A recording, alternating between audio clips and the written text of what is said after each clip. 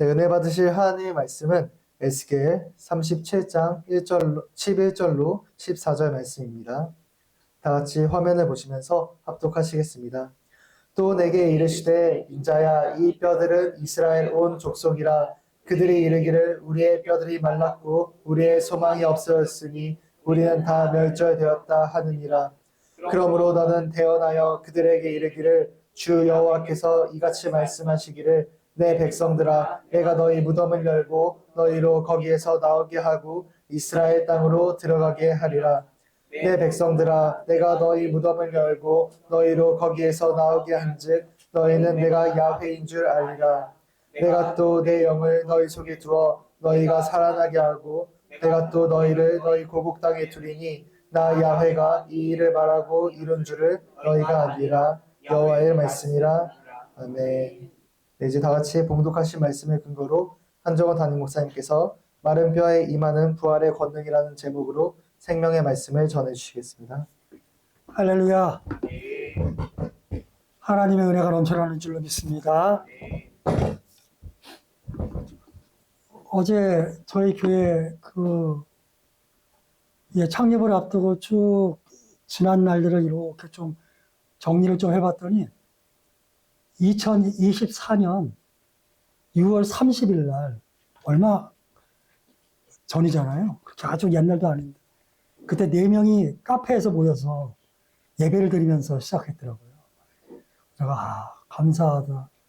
2024년 6월 30일 날 롯데백화점 앞에 있는 카페에서 예배 드리면서 우리가 공동체를 한번 만들어 볼까? 이런 얘기를 하면서 시작했었어요.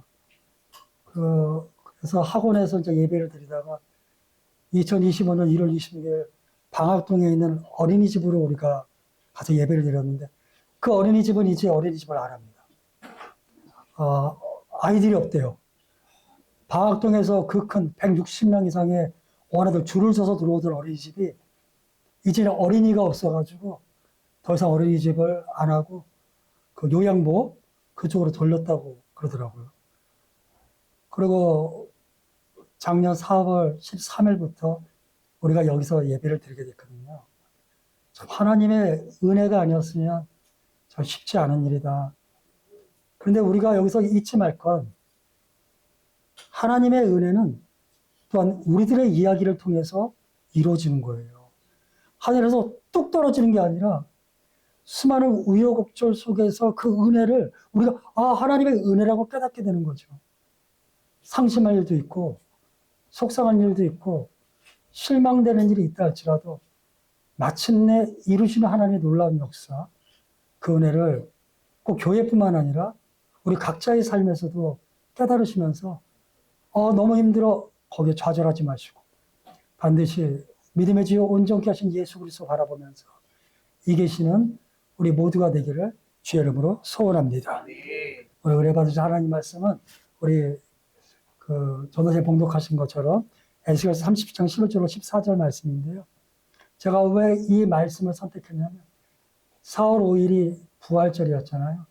그래서 그냥 한 번으로만 부활절이 딱 끝나면은 너무나 여운이 없어서 지난주는 엠마오로 가는 친구들, 오늘은 구약에 있어서 가장 부활을 적나라하게 가장 은혜되게 우리에게 보여줄 수 있는 성경이 무엇인가에 대해서 고민하다가 그래도 누가 뭐라 그래도 에스겔 37장 다 아시는 것처럼 마른 뼈 환상 그것을 통해서 우리가 다시 한번 우리의 삶이 무덤 같을지라도 마른 뼈와 같을지라도 이겨내는 은혜가 있게 되기를 간절히 바라고 소망합니다.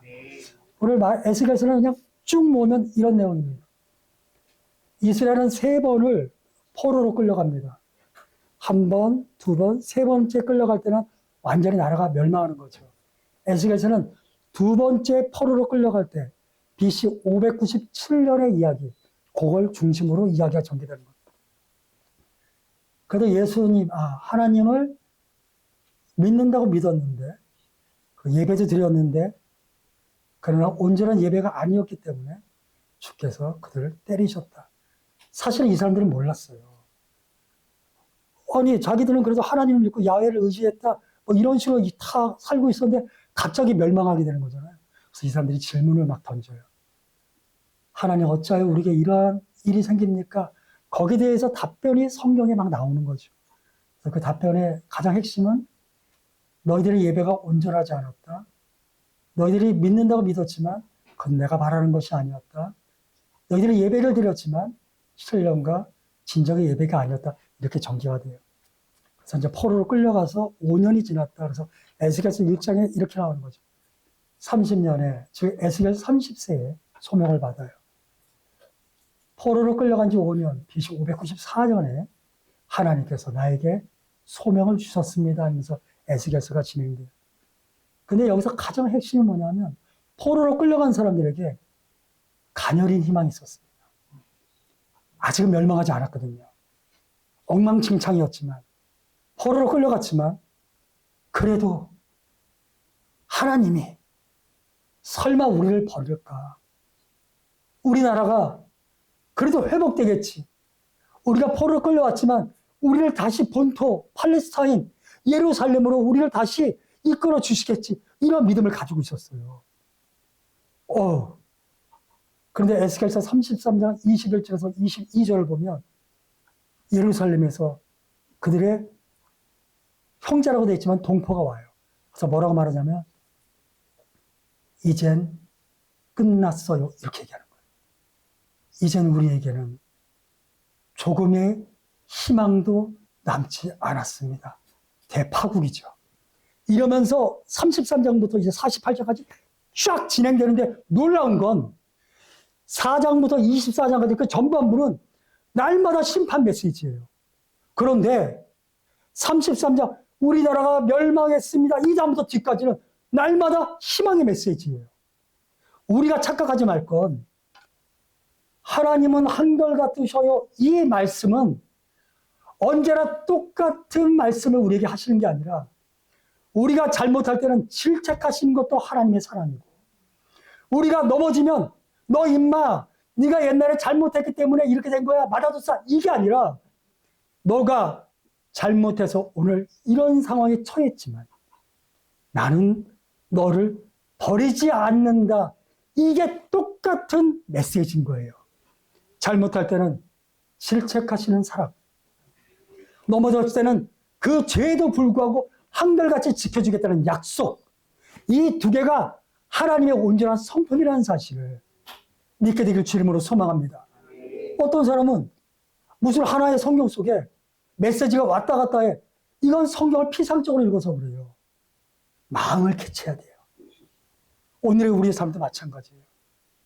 언제나 우리를 사랑하시는 하나님을 믿으시기를 주 이름으로 소원합니다. 그리고 이제 37장에 들어가는 거죠. 어느 날 하나님께서 에스겔을 권능이라고 성경되어 있지만 이 오른손 야드라는 히브리어인데요. 손으로 탁 잡아서 골짜기로 끌고 간 거예요. 환상입니다.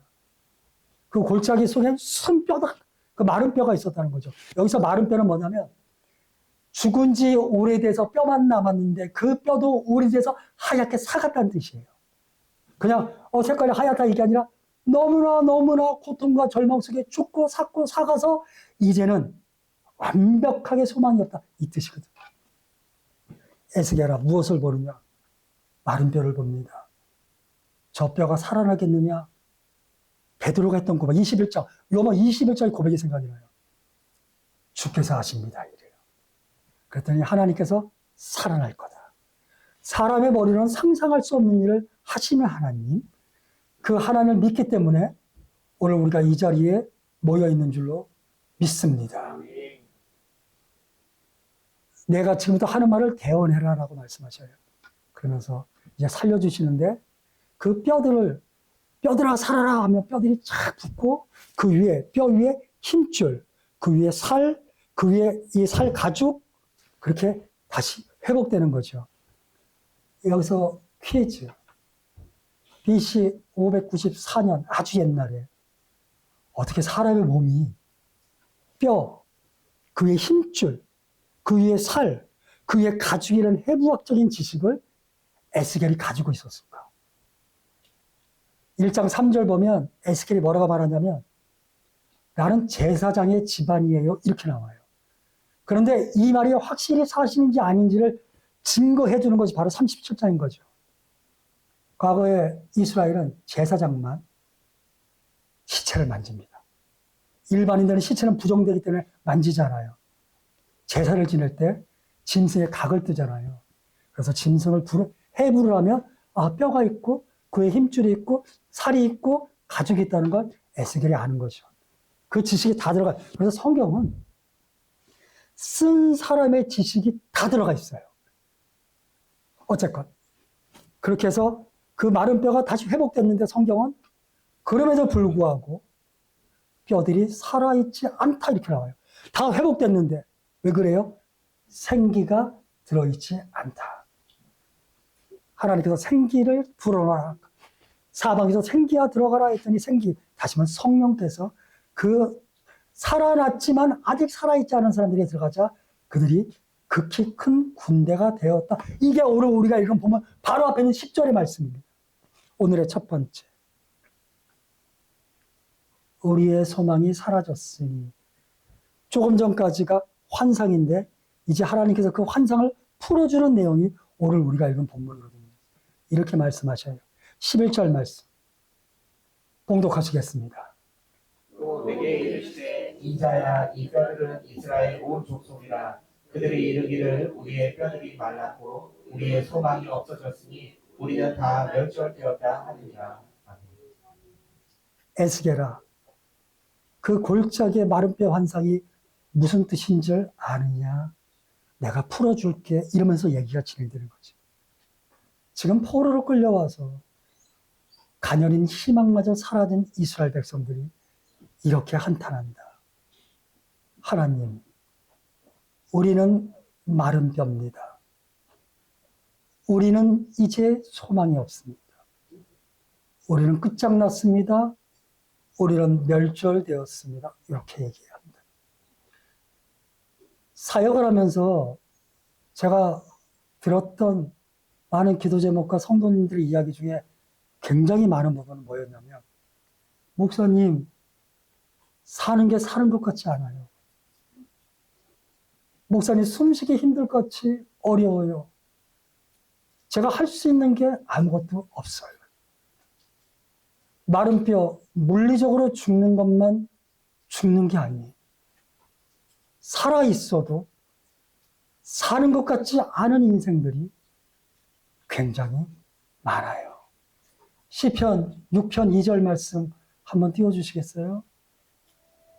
지난 금요일 날 제 성경 프로그램이 아침마다 말씀을 보내주는데 아침에 어느 날 딱 성경 말씀이 떴는데 시편 6편 2절 말씀이 딱 뜬 거예요. 그 내용을 봤더니 제 마음을 너무 아프게 하는 거예요. 저 다윗의 시편입니다.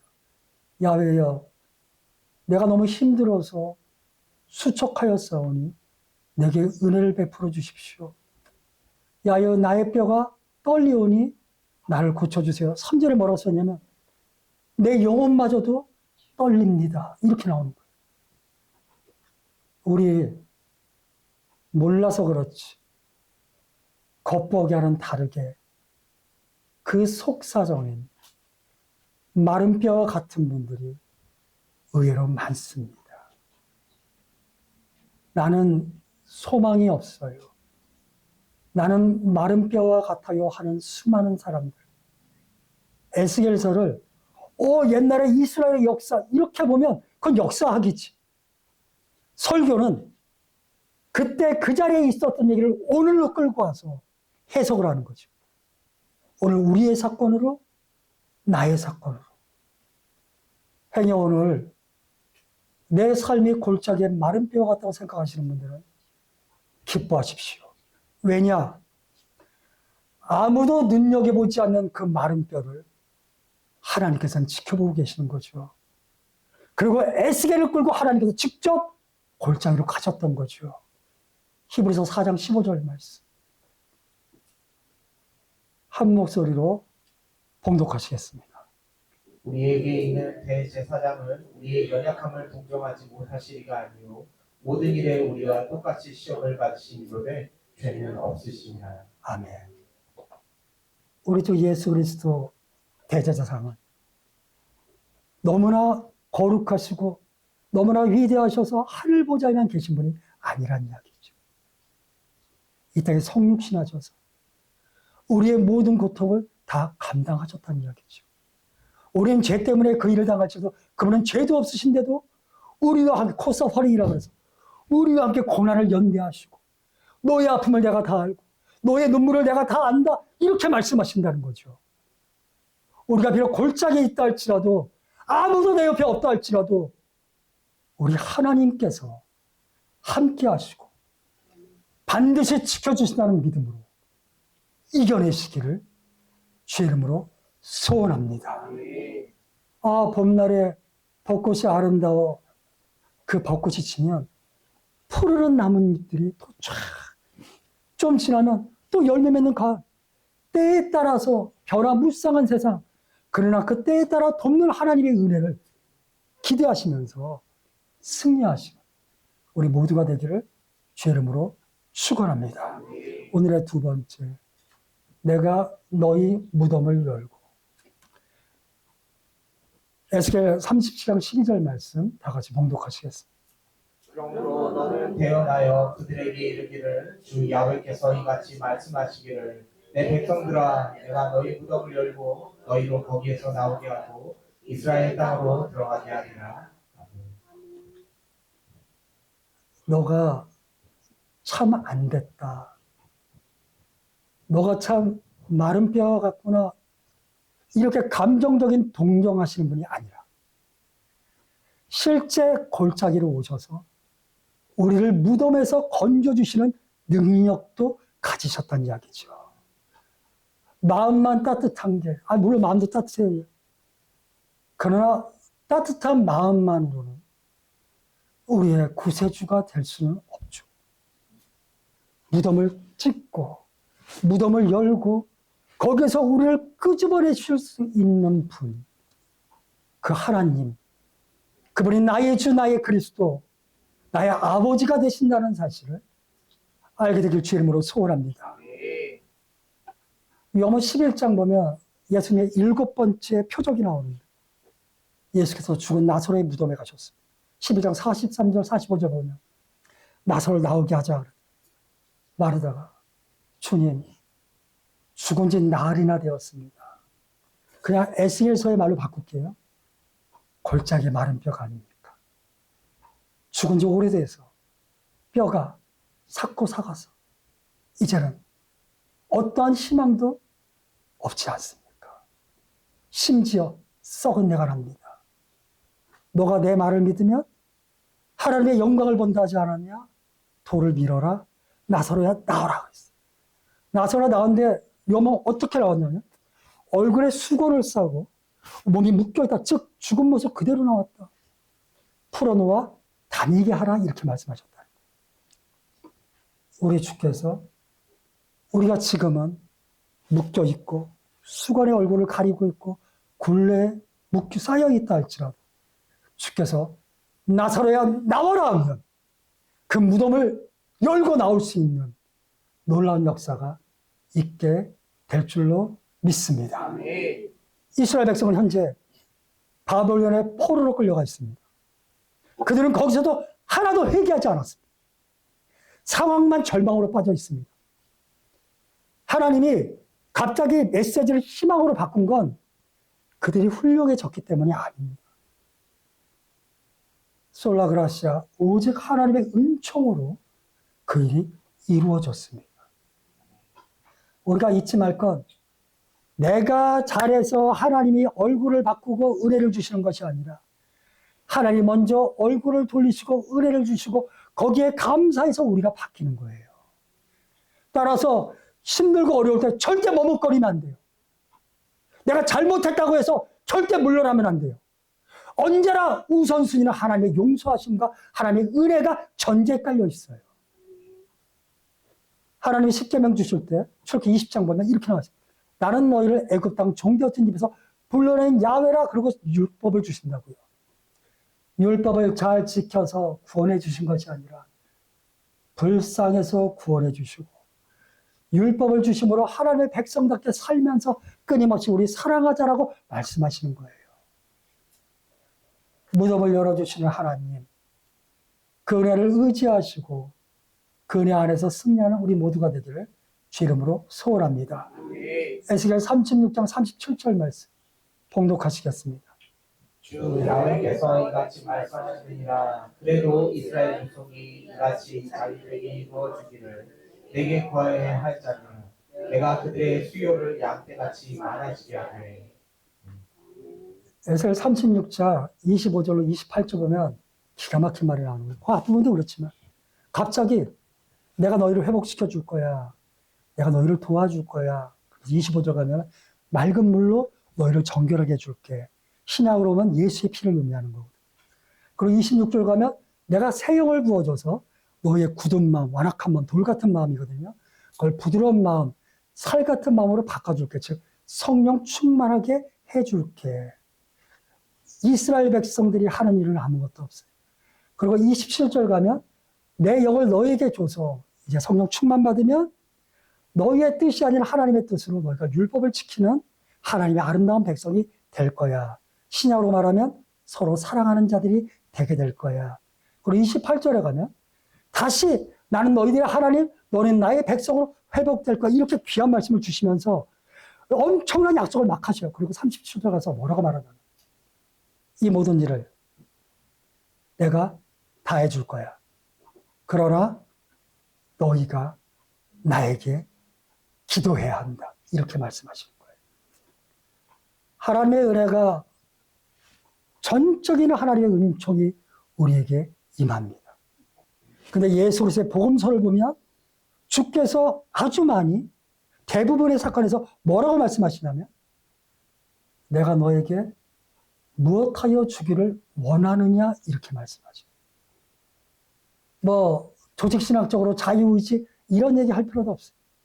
정말 너가 원하는 것이 이 회복이 맞냐라고 우리의 진심을 다시 한번 확인하신다고 믿어요. 내가 너에게 이런 일을 해줄 건데 정말 간절히 원하느냐. 아, 나는 이렇게 살기 싫어요. 나는 이렇게 한탄만 하고 그냥 바라기만 하느냐?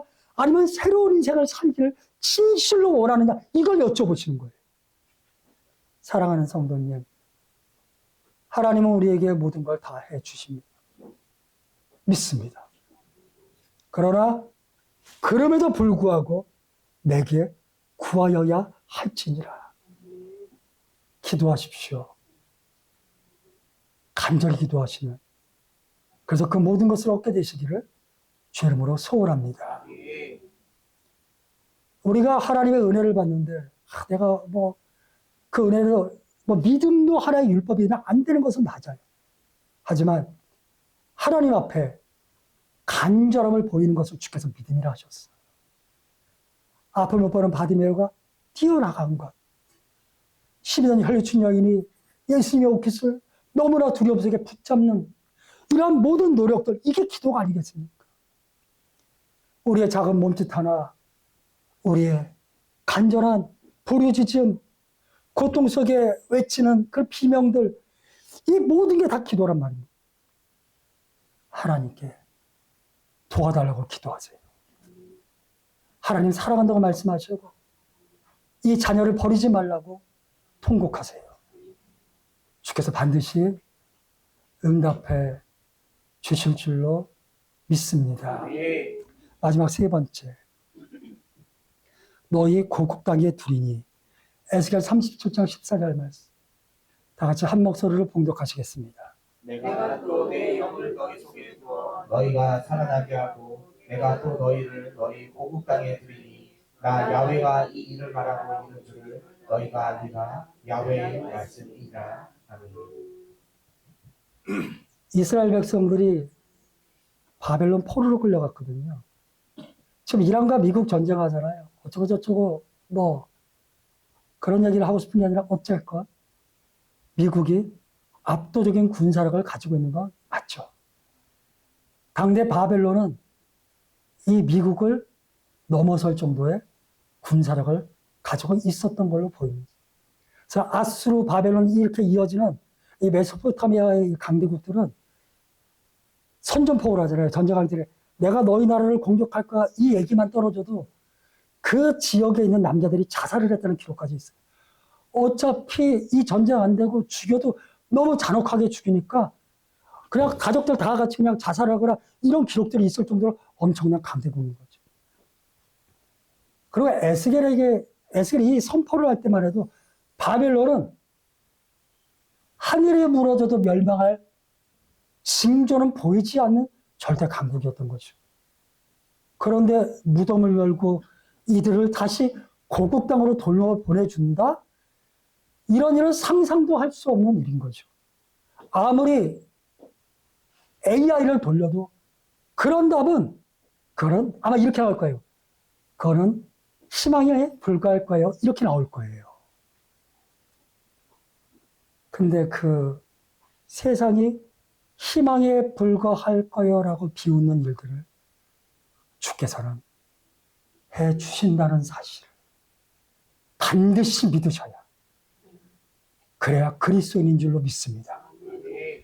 사망에서 부활하셨다는 걸 믿는 우리가, 죽은 나사로가 살아났다는 걸 믿는 우리가, 홍해를 갈르셨다는 걸 믿는 우리가, 여리고성이 무너졌다는 걸 믿는 우리가 그 사실을 믿지 못하면 우리는 하나님을 믿지 않는 것과 다를 바가 없다.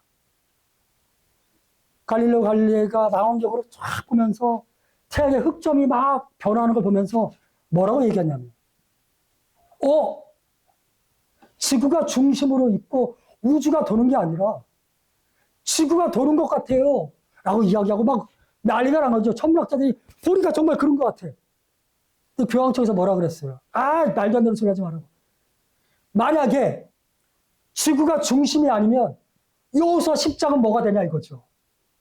기브온 전투에서 여호수아가 해야 머물고 달아 아열론 골짜기에서 서 있어라 이 명령, 천체가 멈췄던 그 사건을 어떻게 해석할 거냐? 그러면 성경이 거짓말이냐면서 갈릴레오 갈릴레를 파문시키고 난리가 난 거예요. 근데 교황청에서 사과했습니다. 그것도 얼마 전이에요. 지금 지구가 서 있고 천체가 돈다고 이야기하는 사람은 없어요. 중요한 건 뭐예요? 지구가 돌건 태양이 돌건 여전히 하나님은 하나님이라는 사실이에요. 우리가 정의랑 규칙, 우리가 정의랑 교리 그런 거 너머에 계신 하나님이란 말이죠. 언제나 그분은 하나님이신 거죠. 바벨론 이스라엘 백성들은 죽어도 못 이겨요. 죽어도 못 이겨요. 그런데 페르시아가 멸망을 시켰네. 페르시아도 바벨론 못 이겨요. 근데 어떻게 이겼느냐?